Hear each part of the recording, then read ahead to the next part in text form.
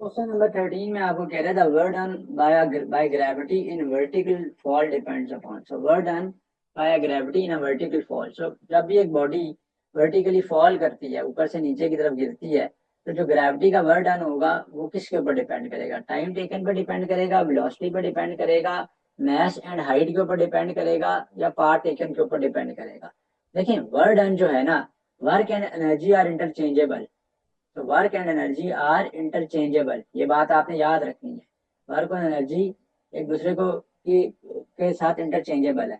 तो जब एक बॉडी हाइट से नीचे की तरफ फॉल करेगी तो बेसिकली उसकी पोटेंशियल एनर्जी है उसकी पोजीशन की वजह से, जो कि mgh। तो यहाँ पे जो वर्क डन है ना, वो बेसिकली आपकी पोटेंशियल एनर्जी के इक्वल है। मैस, ग्रेविटी एंड हाइट पे है।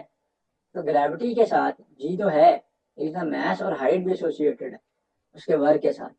तो मैस एंड हाइट के ऊपर ये डिपेंड करेगा। अ कंप्रेस स्प्रिंग हैज, स्प्रिंग की हमेशा याद रखिएगा इलास्टिक पोटेंशियल एनर्जी होती है। इलास्टिक पोटेंशियल एनर्जी होती है। तो जो भी एनर्जी किसी भी बॉडी में उसकी पोजीशन की वजह से हो तो इलास्टिक पोटेंशियल एनर्जी है। जैसे अगर एक स्टोन को मैं एक हाइट पे ले गया हूँ तो इसमें जो एनर्जी है वो जीपी ही है, ग्रेविटेशनल पोटेंशियल एनर्जी है। पोजीशन की वजह से जो भी एनर्जी है, चाहे वो एक स्प्रिंग कंप्रेस हुआ हुआ है, स्ट्रेच हुआ हुआ है, या एक स्टोन है उसको मैं हाइट पे ले गया हूँ, एक बॉडी को मैं हाइट पे ले गया हूँ, तो वो जो एनर्जी है वो क्या कहलाती है? वो पोटेंशियल एनर्जी कहलाती है। और अगर उसमें ग्रेविटी की इन्वॉल्वमेंट है तो जीपी, और अगर उसमें बॉडी की इलास्टिसिटी की इन्वॉल्वमेंट है तो इलास्टिक पोटेंशियल एनर्जी है। Which is the correct expression for kinetic energy? बहुत आसान क्वेश्चन है। काइनेटिक एनर्जी का डायरेक्ट फॉर्मूला पूछ लिया तो वो तो मैं पता 1/2 mv स्क्वायर के इक्वल होता है। Which of the following is known as the fourth state of matter? इसको आप जो है वो फोर्थ स्टेट ऑफ मैटर का नाम देते हैं। सो plasma is the fourth state of matter. तो प्लाज्मा क्या है? हाई टेम्परेचर पे होती है, ठीक है। It has ions, it has electrons, it has charge particles. Plasma occurs at, मैं ऑलरेडी बता चुका हूँ कि वेरी हाई टेम्परेचर के ऊपर जो है ये प्लाज्मा की स्टेट जो है वो बनती है। इन न्यूक्लियर फिजन, फिजन में क्या होता है कि आप एक बड़े एटम को तोड़ते हैं by the bombardment of a neutron, और वो छोटे एटम्स में स्प्लिट होता है, लॉन्ग विद न्यूट्रॉन्स बनाता है एंड बहुत सारी एनर्जी बनाता है। एनर्जी हीट की फॉर्म में होती है। तो फिजन मैंने पहले बता दिया क्या है। आप देखते हैं एमसीक्यू क्या है इसमें। In nuclear fission energy is absorb, energy is released, mass increases. Mass तो सेम रहेगा ना, mass can neither be created nor be destroyed but it only changes from one form to another form. तो इसमें energy release होती है। मैंने बताया है कि दो एटम्स बनेंगे, साथ स्मॉलर एटम्स बन जाएंगे, प्लस न्यूट्रॉन्स बनेंगे, प्लस एनर्जी जो है वो यहाँ पर किस फॉर्म में होगी? एनर्जी यहाँ पर हीट की फॉर्म में होगी।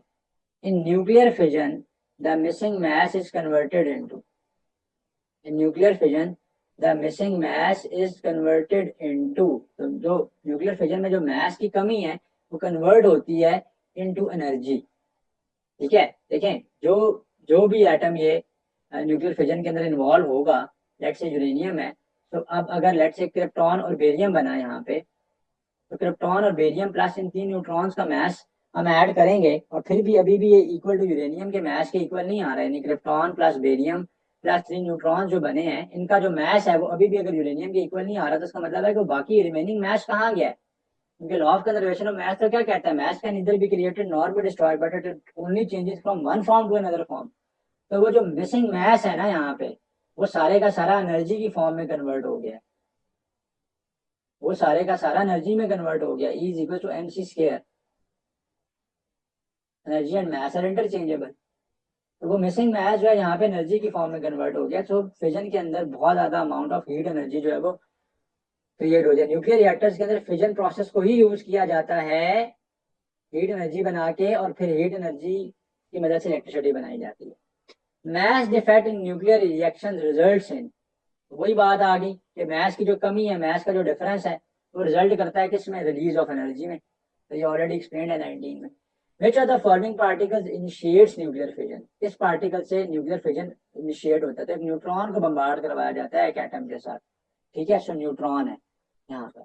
Next is in uniform circular motion the acceleration is directed. Uniform circular motion में एक्सेलरेशन क्या होती है? हमेशा टुवर्ड द सेंटर होती है। सेंट्रीफ्यूगल फोर्स हमेशा उसको टुवर्ड द सेंटर खींचती है। अच्छा, सेंट्रीफ्यूगल फोर्स की एक रिएक्शनल फोर्स होती है, उसको सेंट्रीफ्यूगल फोर्स कहते हैं, जो कि इक्वल होती है इन मैग्नीट्यूड, बट उसकी डायरेक्शन जो है वो बाहर की तरफ होती है। One complete oscillation of S H M is called period. तो एक ऑसिलेशन किसी भी एसएचएम की, लेट से एक पेंडुलम है, तो पेंडुलम के केस में पहले वो अपनी मीन पोजीशन से एक एक्सट्रीम पोजीशन पे जाएगा, वापस आएगा टुवर्ड द मीन पोजीशन, इस पर रुकेगा नहीं और दूसरी एक्सट्रीम पोजीशन के ऊपर जाएगा, फिर यहाँ से वापस आएगा दोबारा मीन पे, तो अब जाके एक ऑसिलेशन कंप्लीट होगी। यानी पहले मीन से एक्सट्रीम, वापस मीन से दूसरे एक्सट्रीम पे, फिर वापस मीन पे, तो एक पीरियड जो है वो कंप्लीट होगा। और इस पीरियड के लिए या इस ऑसिलेशन के लिए जितना टाइम लगेगा वो टाइम पीरियड कहलाएगा। तो एक ऑसिलेशन या पीरियड कब कंप्लीट होगी वो मैंने एक्सप्लेन कर दिया। सो पीरियड होगा या ऑसिलेशन होगी, और इसका जो नाम बनता है वो साइकिल बनता है। ठीक है, इस ऑसिलेशन को आप क्या कहते हैं, कंप्लीट ऑसिलेशन को, इस कंप्लीट चक्कर को क्या कहते हैं आप, साइकिल कहते हैं। तो time taken by it is time period. ठीक है, और ये जो कंप्लीट ऑसिलेशन है इसको आप साइकिल कहोगे। तो ये बात याद रखनी है। तो टाइम पीरियड, जो टाइम इसके लिए रिक्वायर्ड होगा, और ऑसिलेशन कंप्लीट कब है फिर बता दिया। मैच से मीन पोजीशन से ये पेंडुलम मूव करेगा एक्सट्रीम पोजीशन पे, वापस मीन पोजीशन पे, दूसरी एक्सट्रीम पोजीशन पे, वापस मीन पोजीशन के ऊपर। ठीक है, तो एक कंप्लीट ऑसिलेशन होगी। तो ऑसिलेशन को क्या कहेंगे, साइकिल, वाइब्रेशन भी कहेंगे इसको। और जो टाइम लगेगा इसके लिए वो टाइम पीरियड लगेगा कहलाएगा। ठीक है, तो जो time taken by it will be known as time period. तो क्वेश्चन नंबर 23 में मैंने टाइम पीरियड भी एक्सप्लेन कर दिया और साइकिल भी एक्सप्लेन कर दिया। अच्छा, फ्रीक्वेंसी और एम्पलीट्यूड को भी मैं एक्सप्लेन कर देता हूँ। एक बॉडी की मीन और एक्सट्रीम पोजीशन के बीच में जो डिस्टेंस है वो उसका एम्पलीट्यूड कहलाएगा। तो इसकी मीन और एक्सट्रीम पोजीशन के बीच का जो डिस्टेंस है ना, इसकी इस मीन एंड इस एक्सट्रीम पोजीशन के बीच का जो डिस्टेंस है वो एम्पलीट्यूड कहलाएगा। अच्छा, और फ्रीक्वेंसी क्या होगी, रेसिप्रोकल होगी टाइम पीरियड का। फ्रीक्वेंसी जो है वो टाइम पीरियड का क्या होगी, रेसिप्रोकल होगी। Right, so frequency is the reciprocal of the time period. Frequency क्या बताती है, number of oscillations passing through a point in 1 second.